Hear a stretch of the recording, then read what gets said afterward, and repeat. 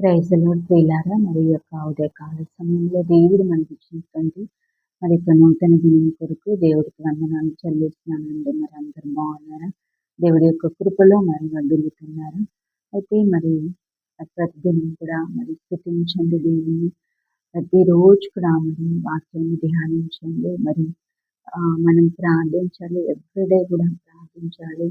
ప్రతిరోజు కూడా ఒక్క అధ్యాయమైనా మనం ధ్యానించేటువంటి వారికి ఉన్నప్పుడు దేవుడు మన జీవితాలను ఆశీర్వదిస్తాడు ప్రియులారా. ఈ రోజు మరి దేవుడు మనకి ఇచ్చినటువంటి వాక్య భాగాన్ని మనం చదువుకున్నామండి. కీర్తనలు 73:24 చదువుకున్నామండి. ఇక్కడ మరి భక్తుడు ఏమంటున్నాడు అంటే, నీ ఆలోచన చేత నన్ను నడిపించెదవు, తరువాత మహిమలో నీవు నన్ను చేర్చుకొందువు అంటున్నాడు కదండి. ఏముంది అక్కడ 2 లైన్లు మనకి ఏం కనబడుతుంది అంటే, తరువాత మహిమలో నీవు నన్ను చేర్చుకును అంటే తరువాత అనేటువంటి యొక్క పదం మనకి కనబడుతుంది కదండి అక్కడ.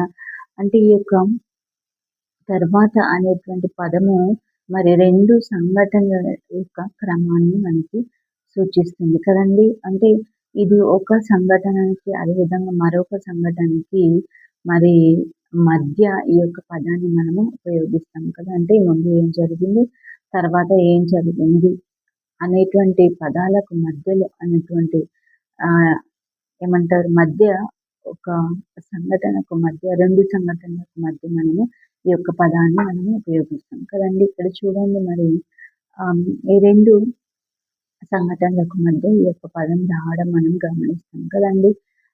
అయితే లేఖనంలో కొంతమంది వ్యక్తులు మరి వారికి ఏర్పడిన సంఘటనల తర్వాత వాళ్ళు ఎలా జీవించారో మరి తెలుసుకోవాలంటే తర్వాత అనే పదాన్ని గురించి మనము ధ్యానించాలి ప్రియులారా. మరి ఉదయకాల సమయంలో మరి ఒక 3 విషయాలు తెలియజేస్తాను. మరి మొట్టమొదటిగా మనము 2వ దినవృత్తాంతం 26:16 మరి మనం చూస్తాం కదండి. అంటే ఈ మాట మరి స్థిరపడిన తర్వాత అనేటువంటి మాట మనకి కనబడుతుంది కదండి.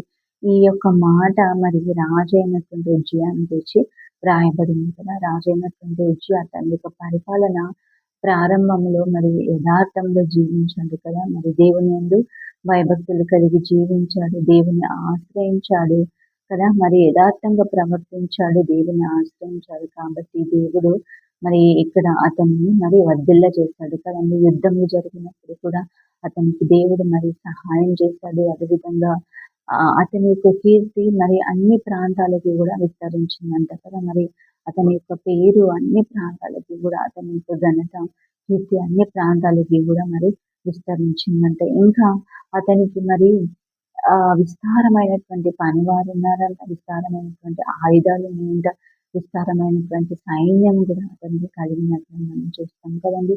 అతని యొక్క కీర్తి కూడా మరి అన్ని ప్రాంతాలకి మరి వ్యాపించినట్టుగా కూడా మరి మనము చూస్తాం కదండి. అయితే మరి అన్ని విషయాల్లో కూడా దేవుడు అతన్ని స్థిరపరిచాడు కదండి. మరి అన్ని విషయాల్లో అన్ని దేవుడు అతనికి సమృద్ధినిచ్చి అన్ని విషయాల్లో కూడా అతన్ని స్థిరపరిచినట్టుగా మరి మనము చూస్తాం కదండి. అయితే మరి స్థిరపడిన తర్వాత మరి చూడండి, మరి దేవుడు ఆశీర్వదించిన తర్వాత, స్థిరపడిన తర్వాత అతని యొక్క జీవితం అనేది మారిపోయింది కదండి. మరి మనం చదువుకుంటాం కదా ఈ యొక్క అధ్యాయంలో.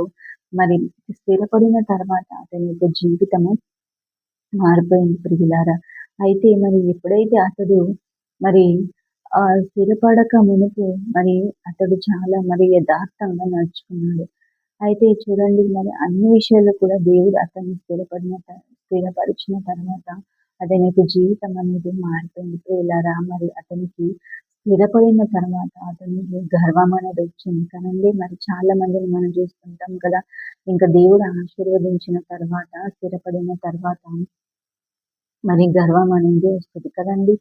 చాలా గర్వంతో ప్రవర్తిస్తూ ఉంటారు కదా. మరి ఇక్కడ రాజైన ఉజ్జియా విషయంలో కూడా మనం అదే చూస్తాం కదండి. స్థిరపడిన తర్వాత మరి గర్వముతో మరి జీవించినట్టుగా చూస్తాం. చూడండి, స్థిరపడక ముందు దేవునితో ఎలా ఉన్నాడో మరి స్థిరపడిన తర్వాత కూడా అలాగే జీవించాలి. కానీ ఇక్కడ మరి రాజుని ఉజ్జియాను మనం చూసినప్పుడు అతడు స్థిరపడిన తర్వాత గర్వంతో చెడిపోయినట్టుగా చూస్తాం కదండి.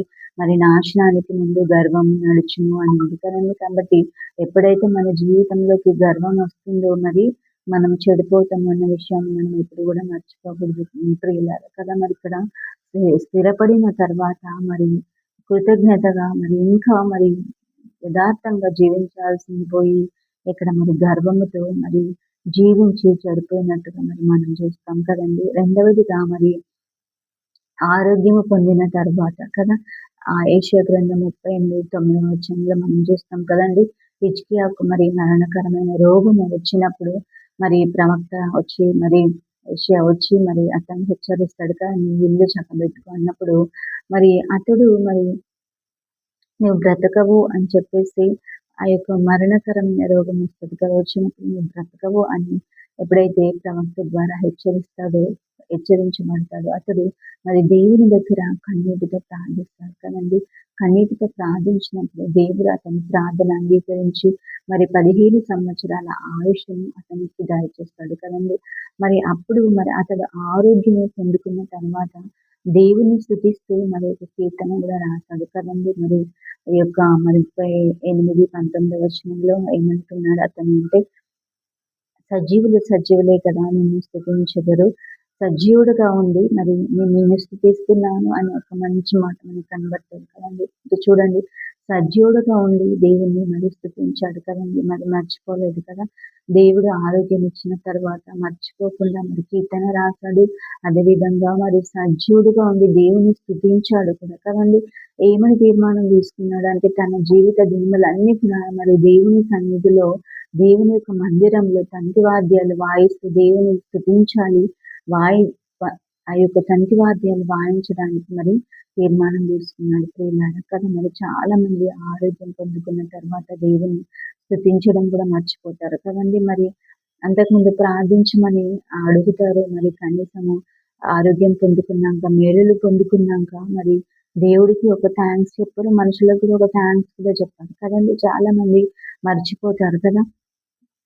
కానీ హిజ్కియా అలా చేయలేదు కదండి. మరి ఎంతో కృతజ్ఞత కలిగి మరి దేవుని సన్నిధిలో నడుచుకున్నట్టుగా మరి మనం చూస్తాం ప్రియులారా. మూడవదిగా మరి యోహాను సువార్త 6:12 వచనంలో చూస్తాం కదండి. తృప్తిగా తినిన తర్వాత కదా మరి ఇక్కడ మరి యేసుక్రీస్తు యొక్క బోధలు వినడానికి అనేక మంది సమూహాలుగా మరి ఆయన దగ్గరకు వచ్చారు కదండి. వచ్చినప్పుడు యేసయ్య మరి వారందరికీ కూడా మరి ఆహారాన్ని పంచిపెట్టాడు కదా. వారు తృప్తిగా తిన్న తర్వాత మరి ఇక్కడ మనకి ఏమంటే తిన్న తర్వాత కూడా కొన్ని రొట్టెలు మిగిలాయంట. మిగిలినప్పుడు వాళ్ళు వాటిని నష్టపరచకుండా ఏమని ఉంటుంది అక్కడ ఒక మంచి మాట అంటే, తృప్తిగా తినిన తర్వాత మిగిలిన వాటిని వారు మరి వ్యర్థం చేయకుండా మరి ఏమీ నష్టపడకుండా మిగిలిన ముక్కలను పోగు చేశారని ఉంది కదండి. మరి అక్కడ చూడండి, తృప్తిగా తినిన తర్వాత మరి మిగిలినటువంటి వాటిని వాళ్ళు వ్యర్థం చేయలేదు కదండి. ఏమీ నష్టపోకుండా వాటి అన్నిటిని కూడా వాళ్ళు పోగు చేసినప్పుడు అవన్నీ కూడా 12 గంపలు ఎత్తారు కదండి. మరి ఎత్తినప్పుడు అవి ఏం చేశారు అక్కడ వ్రాయబడలేదు కానీ బహుశా మరి మిగిలిన వారికి మరి వాళ్ళు పంచిపెట్టి ఉంటారు కదండి. అంటే చూడండి, మరి దేవుడు మనకు సమృద్ధి అయినటువంటి ఆహారాన్ని ఇస్తున్నాడు కదండి. మనం తృప్తిగా తిన్న తర్వాత మిగిలిన ఆహారాన్ని మనము వ్యర్థం చేయకూడదు ప్రియులారా. మరి మిగిలిన ఆహారాన్ని వ్యర్థం చేయకుండా మరి లేని వారికి ఇచ్చే వారిగా మరి మనము ఎవరికైనా ఆహారం లేని వారికి అందజేసినట్లయితే మరి వారి యొక్క ఆకలిని కూడా మరి తీర్చిన వారము అవుతాం కదండి. కాబట్టి మరి ఆరోగ్యము పొందుకున్న తర్వాత మరి స్థిరపడిన తర్వాత తృప్తిగా తిన్న తర్వాత మన జీవితాలు ఏ విధంగా ఉండాలో దేవుడు మనకి తెలియజేశాడు కదండి ఈ యొక్క ఉదయకాల సమయంలో. కాబట్టి మరి మేలులు పొందుకున్న తర్వాత మరి మనం గర్వించకూడదు కదండి, మనం చెడిపోకూడదు. గర్వించి మరి చెడిపోయి పాడైపోకుండా మరి కృతజ్ఞతతో జీవించాలని దేవుని యొక్క వాక్యం ఎప్పుడు మరి దేవుని స్తుతించే వారిగా ఉండాలని దేవుని యొక్క వాక్యం కలిగిస్తుంది కదండి. మరి మనం మేలులు పొందుకున్న తర్వాత, ఆరోగ్యం పొందుకున్న తర్వాత, మరి తృప్తిగా తిన్న తర్వాత దేవుడు మనకి తృప్తిగా మరి ఆహారాన్ని దయచేసినప్పుడు వాటిని కూడా మనం వ్యర్థపరచకుండా మరి ఆహారం లేని వారికి అందజేయాలని దేవుని యొక్క వాక్యం కలిగిస్తుంది. కాబట్టి వీళ్ళారా మరి దేవుని యొక్క వాక్యాన్ని అనుసరించి మనము నడుచుకున్నప్పుడు దేవుడు మన జీవితాలను ఆశీర్వదిస్తాడు కదండి. మనం ఏ విధంగా నడుచుకోవాలో, ఏ విధంగా నడుచుకోకూడదో దేవుని యొక్క వాక్యం మనకి హెచ్చరిస్తూ ఉంటుంది కదండీ, తెలియజేస్తూ ఉంటుంది ముందుగానే. కాబట్టి దేవుని యొక్క వాక్యాన్ని అనుసరించి మరి మనం నడుచుకోవాలి. కానీ దేవుని యొక్క మేళ్లను పొందుకున్న తర్వాత గర్వించి మరి చెడిపోయే వారిగా మనం ఉండకూడదు కదండీ. చాలా మంది మరి దేవుడు ఆశీర్వదించిన తర్వాత మరి ఎంతో గర్వముతో మరి తోలనాడుతూ ఉంటారు కదండీ. ఎంతో గర్వంతో ఎదుటి వ్యక్తులను బాధిస్తూ ఉంటారు, మరి అవమానిస్తూ ఉంటారు, హింసిస్తూ ఉంటారు కదండీ. మరి ఏది కూడా శాశ్వతం కాదు కదండీ. ఆ పరిస్థితి, నీకున్న పరిస్థితి శాశ్వతం కాదు కదా. మరి దేవుడు ఎంత ఒక్క క్షణంలోనే నేను పాతాళమునకు పడవేయగలడు కదండీ. మరి కాబట్టి మనం ఎప్పుడు కూడా ఆ విషయాన్ని మర్చిపోకూడదు. మరి ఉజ్జయ వలె గర్వించి మరి చెడిపోయే వారిగా ఏ ఒక్కరు కూడా ఉండకూడదు. కానీ మరి దేవుడు చేసినటువంటి మేళ్లను బట్టి ఎల్లవెల్లలా కూడా మరి హిజ్కియా వల్ల దేవుని స్తుతించే వారిగా మనం ఉండాలని దేవుని యొక్క వాక్యం సెలవిస్తుంది. ప్రియులారా, అట్టి కృప దేవుడు మనందరికీ దయచేయను గాక. కొద్ది మాటలు దేవుడు మన ఇంట్లో దీవించి ఆశీర్వదించును గాక. Amen. Praise the Lord. God bless you అందరికీ. చిన్న ప్రార్థన చేసుకుందామండి. నాతో పాటు మీరు కూడా ప్రార్థనలో మరి ఏకీభవించాలని కోరుకుంటున్నాను. పరిశుద్ధుడా, మహోన్నతుడా, మీకు స్తుతులు, స్తోత్రాలు, వందనాలు చెల్లించుకుంటున్నామయ్యా. అదే కాల సమయంలో ప్రభావ మరి మాకు ఇచ్చినటువంటి మరి యొక్క నూతన దినము కొరకు, నూతన ఆయుష్ కొరకు, ఆరోగ్యం కొరకు, క్షేమము కొరకు, భద్రత కొరకు ప్రభావ మీకు వందనాలు చెల్లించుకుంటున్నాం నాయన. గొప్ప దేవుడు, ఆశ్చర్యకరుడు, అద్భుతకరుడు, ఆలోచనకర్తవు నాయన, మీకు వందనాలు చెల్లించుకుంటున్నాం ప్రభావ. ప్రతిదినము కూడా మమ్మల్ని మాతో మాట్లాడే దేవుడు, మేము ఏ విధంగా జీవించాలో, ఏ విధంగా జీవించకూడదు మాకు హెచ్చరికలు చేస్తూ ప్రభా మరి నాయన మాకు తెలియజేసి మమ్మల్ని మంచి మార్గంలో నడిపించడానికి కృప చూపిస్తున్నందుకు మీకు వందనాలు చెల్లించుకుంటున్నాం తండ్రి. మరి నాయన మేము స్థిరపడిన తర్వాత, ఆరోగ్యం పొందుకున్న తర్వాత, తృప్తిగా తిన్న తర్వాత మా జీవితాలు ఏ విధంగా ఉండాలో తెలియజేసినందుకు వందనాలు ప్రభా. మేము మేలులు పొందుకున్న తర్వాత గర్వించగానే మేము ఎల్లప్పుడూ స్తుతించే వారిగా ఉండుటకు మాకు సహాయం దయచేయండి తండ్రి. మరి నాయన వాక్యం విన్న ప్రతి బిడ్డకు కూడా అతి కృప దయచేయండి, ప్రియులను దీవించండి, ఆశీర్వదించమని వేడుకుంటున్నాము నాయన ప్రభా. మరి అదేవిధంగా అనారోగ్యంతో వారిని ఇప్పుడే ముట్టి స్వస్థపరచండి తండ్రి. వివిధ మరి వ్యాధి బాధలతో, రోగములతో పీడించబడుతున్న బిడ్డలను జ్ఞాపకం చేసుకోండి తండ్రి. అదేవిధంగా ప్రభా ప్రార్థన అవసరాలు కోరినటువంటి బిడ్డలను కూడా మీరు జ్ఞాపకం చేసుకోండి ప్రభా. మరి ప్రతి ప్రార్థన కూడా నాయన ప్రభా మీరు చక్కని జవాబులు ఇవ్వమని వేడుకుంటున్నాం ప్రభు. సహాయం దయచేయండి తండ్రి. అదేవిధంగానైనా వివాహములతో ఎదురు చూస్తున్న బిడ్డలు ఉన్నారు ప్రభా. గర్భఫలం కొరకు ఎదురు చూస్తున్న బిడ్డలు ఉన్నారు ప్రభా. ప్రార్థించమని కోరిన బిడ్డలు ఉన్నారు ప్రభా. మరి నాయన తండ్రి, గర్భఫలం వచ్చినప్పటికీ కూడా అనేక సమస్యలతో ఉన్నటువంటి బిడ్డలు ఉన్నారు ప్రభా. ప్రతి సమస్య నుండి కూడా విడిపించే దేవుడు ప్రభా. మంచి ఆరోగ్యాన్ని బిడ్డలకు దయచేయమని వేడుకుంటున్నాం ప్రభా.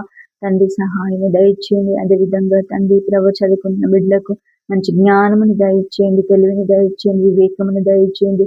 చిన్న బిడ్డలను జ్ఞాపకం చేసుకొని, వృద్ధులైన ప్రతి తల్లిని తండ్రిని జ్ఞాపకం చేసుకొని, ఒంటరితనంతో ప్రభ డిప్రెషన్తో బాధపరిచినటువంటి వారికి మీరు తోడుగా ఉండండి, సహాయం దయచేయండి.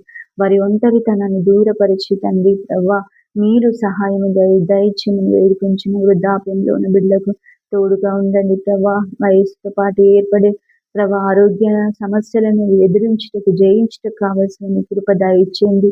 గృహముల కొరకు ఎదురు చూస్తున్న వారు ఉన్నారు ప్రభా. మరి నాయన వెహికల్స్ కొరకు ఎదురు చూస్తున్న వారు ఉన్నారు, అటు వారిని జ్ఞాపకం చేసుకోండి తండ్రి. సహాయం దయచేయండి. మరి ఉద్యోగాలకు ఎదురు చూస్తున్న బిడ్డలు, వ్యాపారాల కొరకు నాయన ప్రయత్నాలు చేస్తున్న వారిని జ్ఞాపకం చేసుకోండి. వారి చేతి పనులను, వారి ప్రయత్నములను దీవించి ఆశీర్వదించండి ప్రభా. మరి ప్రయాణాలు చేస్తున్న బిడ్డలకు తోడుగా ఉండండి అయ్యా. సహాయం దయచేయండి నాయన తండ్రి. క్షేమాన్ని, భద్రతను అనుగ్రహించమని వేడుకుంటున్నాం అయ్యా ప్రభా. అదేవిధంగా సాంఘిక సేవా సంస్థలను జ్ఞాపకం చేసుకొని, మిషనరీస్ని జ్ఞాపకం చేసుకోండి. ప్రతి పరిచర్యను కూడా మీరు దీవించి ఆశీర్వదించండి. మా దేశాన్ని, మా రాష్ట్రాన్ని, మా అధికారులను జ్ఞాపకం చేసుకొని ప్రభా. ప్రత్యేకంగా మా యవ్వన విడలు మా దేశంలో, మా రాష్ట్రంలో, మా కుటుంబాల్లో, మా బంధువులు, స్నేహితులు, మా ఇరుగు పొరుగు వారు ప్రవ్వా. మరి నాయన మనం పనిచేసే చోట ఎంతమంది బిడ్డలు రక్షణ లేకుండా ప్రవ్వా మరి యవ్వన ప్రాయంలో ఉండి చెడిపోయే వారిగా, పాడైపోయే వారిగా, సాతాను బంధకాల్లో, అంధకారంలో మరి నాయన ఉన్నారు. అటు వారందరినీ కూడా జ్ఞాపకం చేసుకోండి ప్రవ్వా. బిడ్డల యొక్క యవ్వన ప్రాయాన్ని మీరు భద్రపరచండి యవ్వన ప్రాయంలో మీ కాడి మోసేటువంటి కృపను ఇవ్వండి తండ్రి. అయ్యా ప్రభ, ఏ విధంగా కూడా తల్లిదండ్రులకు అవిధేయులుగా ఉంటున్నారు ప్రభ, తిరుగుళ్లకు తాగుళ్లకు బానిసైన బిడ్డలను జ్ఞాపకం చేసుకొని, వ్యభిచారానికి నాయన జారత్వానికి బానిసలైపోతున్న వారిని, గేమ్స్ కు బానిసలైపోతున్న వారిని ప్రభ జ్ఞాపకం చేసుకోండి. డ్రగ్స్ కు బానిసలైపోతున్న వారిని జ్ఞాపకం చేసుకోండి తండ్రి. అయ్యా మరి అట్టి యొక్క భయంకరమైన స్థితిలో నుండి విడిపించగలిగిన దేవుడవు నీ ఒక్కడివే నా ప్రభ. బిడ్డలను మీ హస్తాలకు అప్పగించుకున్నామయ్యా. ఏ ఒక్కరు నశించడం మీ చిత్తం కాదు ప్రభ. ప్రతి ఒక్కరు మారు మనసు పొందుకోవాలని ఎదురు చూస్తున్న దేవుడవు తండ్రి, నీకు వందనములు. జ్ఞాపకం చేసుకొని ఆదరణ లేకున్న వారిని ప్రభ ఆదరించండి ప్రభ. ప్రతి పరిస్థితికి నువ్వు చాలిన దేవుడవని గుర్తెరుగుటకు సహాయం దయచేయండి తండ్రి. భార్య లేని వారిని, భర్త లేని అటువంటి వారిని, తల్లిదండ్రులు లేని బిడ్డలను మీరు జ్ఞాపకం చేసుకోండి. సహాయం దయచేయమని వేడుకొంచున్నామయ్యా తండ్రి. కృప దయచేయండి. విధవరాలను జ్ఞాపకం చేసుకోండి ప్రభా. దిక్కులేని వారిని జ్ఞాపకం చేసుకోమని వేడుకొంచున్నాము నాయన తండ్రి.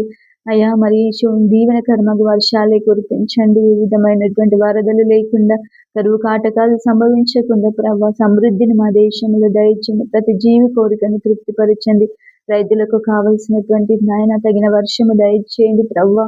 సహాయము దయచేయండి. ఇప్పటి వరకు నాయన తండ్రి మంచి వర్షములను దయచేసిన వందనములు ప్రభా. మరి అదే విధంగా మరి ఈ యొక్క వరదల్లో చిక్కుకున్నటువంటి రాష్ట్రాలను, బిడలను మీరు జ్ఞాపకం చేసుకోండి. వారికి కావలసిన సహాయమును దయచేయండి. వాతావరణములు మీ ఆధీనంలో ఉన్నాయి ప్రభా. కాలాలు సమయాలు మీ ఆధీనంలో ఉన్నాయి తండ్రి. సమస్తము కూడా మీ యొక్క మాట వింటుంది ప్రభా. మీ కృపలు జ్ఞాపకం చేసుకోమని ప్రతి ప్రార్థన అవసరత అడిగిన మరి ప్రతి బిడ్డను కూడా మీ కృపలు జ్ఞాపకం చేసుకొని ప్రభా. మరి ప్రతిఫల దీవెనలు దయచేయమని తండ్రి. ఇచ్చిన ఈ సమయం కొరకు మీకు వందనాలు చెల్లిస్తూ, మా ప్రతి ప్రార్థన మీరు విని ప్రతిఫలము దయచేసినందుకు స్తుతులు చెల్లిస్తూ, యేసయ్య పరిశుద్ధ నామములో ఈ ప్రార్థన అడిగి పొందుకొని నామం మా పరమ తండ్రి. ఆమేన్. ఆమేన్ అండి. ప్రైజ్ ది లార్డ్ అందరికీ కూడా. మరి గాడ్ బ్లెస్. మళ్ళీ రేపు టైంకి కలుసుకుందామండి. Thank you.